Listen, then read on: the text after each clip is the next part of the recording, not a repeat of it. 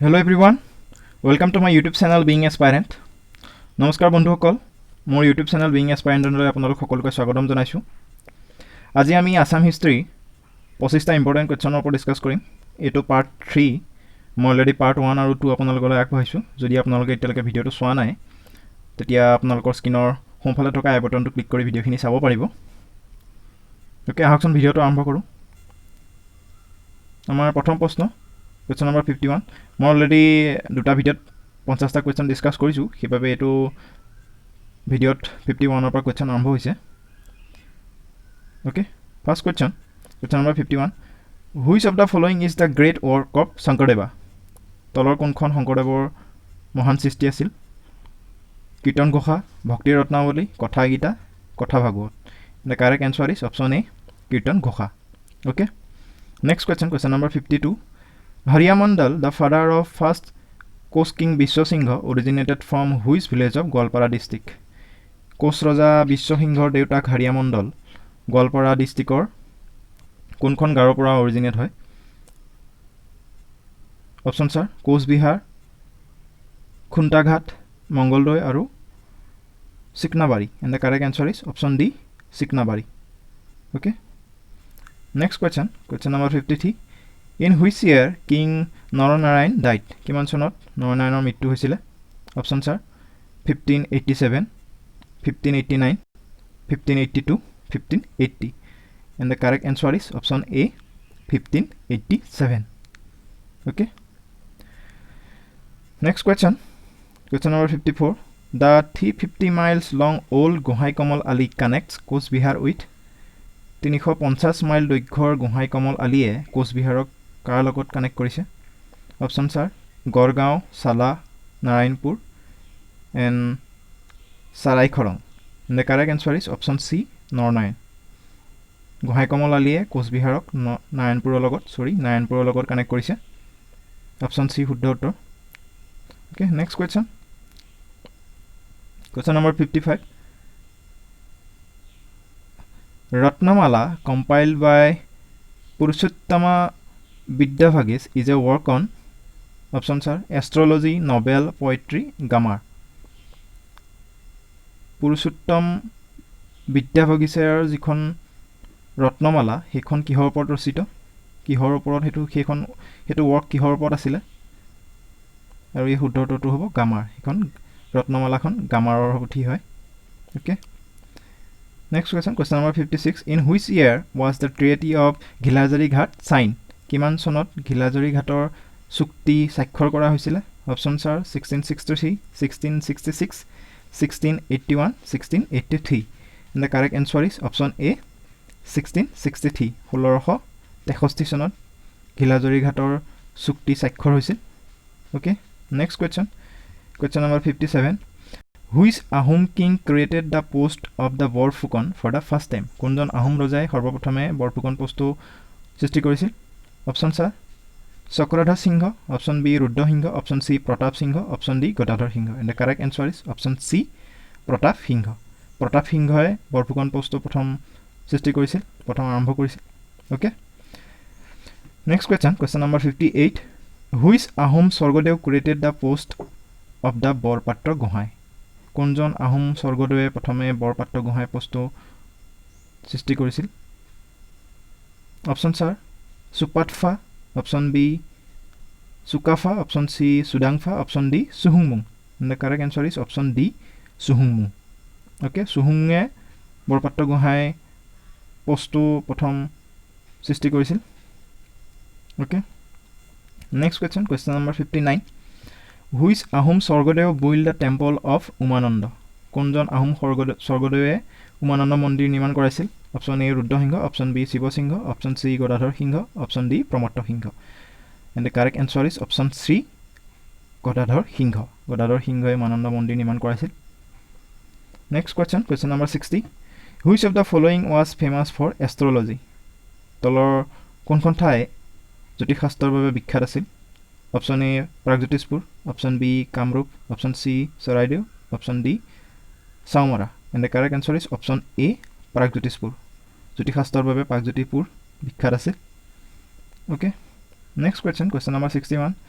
Which Ahom king was popularly known as Bamuni Konwar কোনজন আহোম ৰজাক বামুণী কোঁৱৰ ৰূপেও জনা যায় বামুণী কোঁৱৰ নামেৰে জনা যায় অপশ্যন ছাৰ অপশ্যন এ চুহুংমুং option B Subinpha option C Sujungpha option D Sudangpha and the correct answer is option D Sudangpha চুডাংফাক বামুণী কোঁৱৰ বুলিও জনা যায় next question number 62 in 1585 Koch kingdom was visited by an English traveller what was his name 1585 চনত কোচ সাম্ৰাজ্যলৈ এজন English traveller আহিছিল এজন বিদেশী পৰ্যটক আহিছিল তেওঁৰ নাম কি আছিল option sir option A Tavernier option B Ralph Fitch option C Nicolo Conti option D none of this and the correct answer is option B Ralph Fitch okay next question number 63 in the battle of Saraighat 1671 between Ahoms and Mughals the Ahom army was commanded by Lasit Borphukon who was the commander of Mughals 1671 চনত শৰাইঘাটৰ যুদ্ধত আহোম আৰু মোগলৰ মাজত যি শৰাইঘাটৰ যুদ্ধ হৈছিল সেই যুদ্ধত আহোমসকলৰ আৰ্মিক কামাণ্ড কৰিছিল লাচিত বৰফুকনে আৰু মোগলৰ আৰ্মিসকলক কোনে কামাণ্ড কৰিছিল মোগলৰ আৰ্মিসকলৰ সেনাপতি কোন আছিল option sir option A Ram Singh option B Askar Khan option C Mir Jumla option D Bhakt Khan and the correct answer is option A Ram Singh okay শৰাইঘাটৰ যুদ্ধত আহোমৰ পাৰ্টি আহোমসকলৰ সেনাপতি আছিল লাচিত বৰফুকন আৰু মোগলসকলৰ সেনাপতি আছিল ৰাম সিংহ আৰু এই যুদ্ধ চলিছিল 1671 চনত okay next question number 64 famous Kamrupi poet Hem Saraswati was a court poet of Kamatapur's king বিখ্যাত কামৰূপীৰ কবি হেম সৰস্বতী কোনজন কমতাপুৰৰ ৰজাৰ ৰাজসভাৰ কবি আছিল option sir option A Naranarayan option B Dharmanarayan option C Baidyadeva option D Durlabh Narayan and the correct answer is option D Durlabh নাৰায়ণৰ ৰাজসভাৰ কবি আছিল কবি Hem Saraswati okay Next question number 65. In January 1663, Treaty of Gilazari Ghat was signed by Ahoms with the Mughal commander. 1663 চনত গিলাজৰী ঘাটৰ চুক্তিখন আহোম আৰু মোগলৰ কোনজন কামাণ্ডাৰৰ লগত সাইন হৈছিল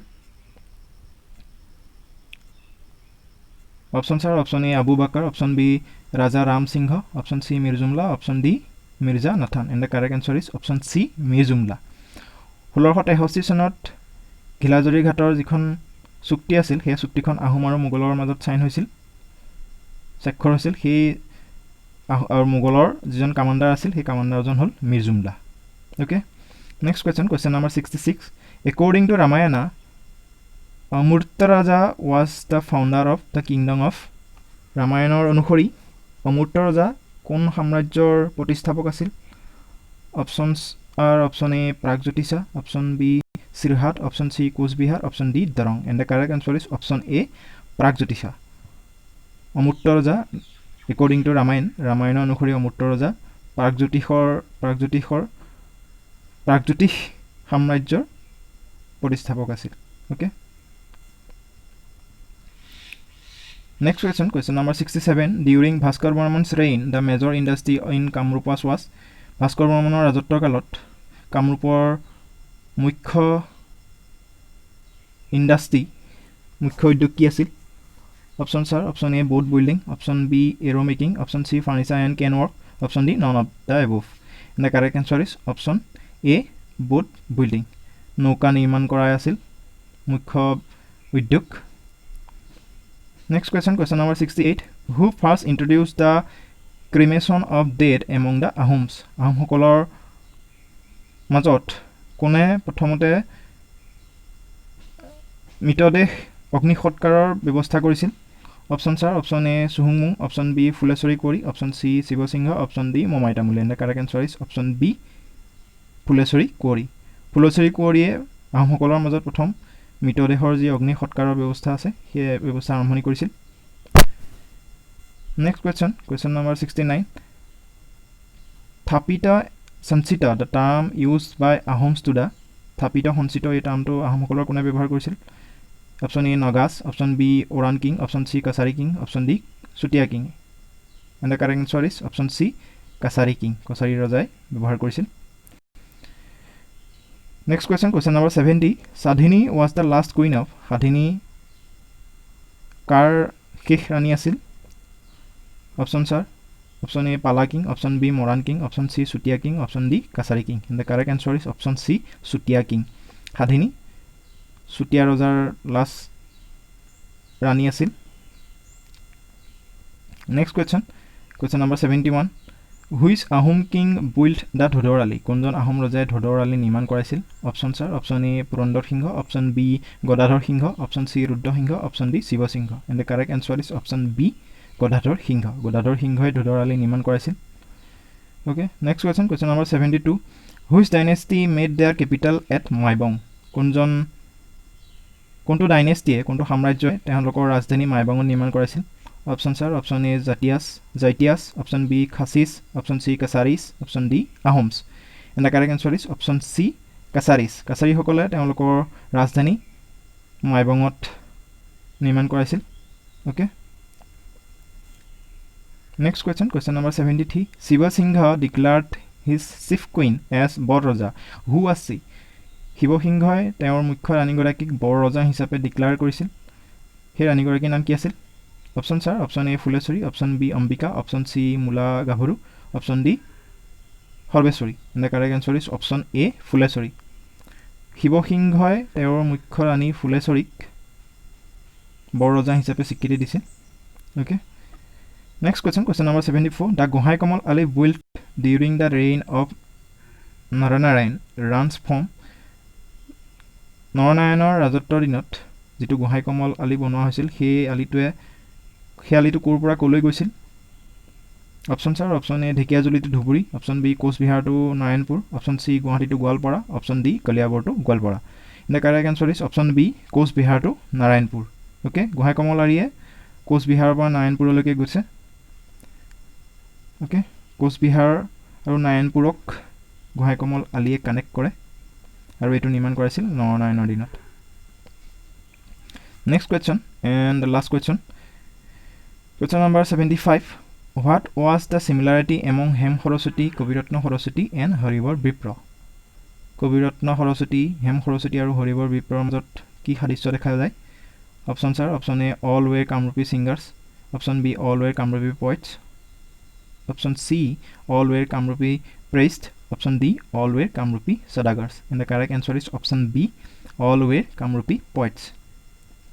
হেম সৰস্বতী, কবিৰত্ন সৰস্বতী আৰু হৰিবৰ বিপ্ৰ এই আটাইকেইজনেই হ'ল কামৰূপী কবি, এইটোৱে চিমিলাৰিটি তেওঁলোকৰ মাজত দেখা যায়।